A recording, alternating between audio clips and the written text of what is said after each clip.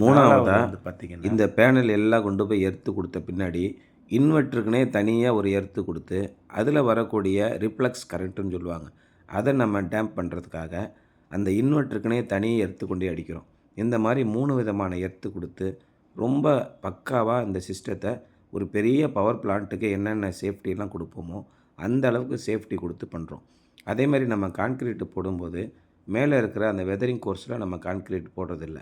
கம்ப்ளீட்டாக வெதரிங் கோர்ஸை ரிமூவ் பண்ணிவிட்டு பில்டிங்கோட ரூஃப் கான்கிரீட்டில் புல்லட் போட்டு அதில் நம்ம டாக்டர் ஃபிக்ஸிட் ரியல் எர்த் கெமிக்கல் போட்டு அப்போ அந்த கெமிக்கல்லேருந்து லீக்கேஜ் ஆகாமல் ப்ராடக்ட்ஸ் பண்ணி அதுக்கு மேலே அது ஒரு 6 இன்ச்சு அதுக்கு மேலே ஒரு அடி 12 இன்ச்சு கிட்டத்தட்ட 1.5 அடி உயரத்துக்கு கான்கிரீட் போட்டு ஃபிக்ஸ் பண்ணி இந்த மாதிரி எந்த விதத்துலேயும் காற்றுலையோ புயல்லையோ முடிஞ்ச அளவுக்கு பாதுகாப்பு கொடுக்குறோம். கடுமையான புயல் வந்துச்சுன்னா ஒன்றும் பண்ண முடியாது.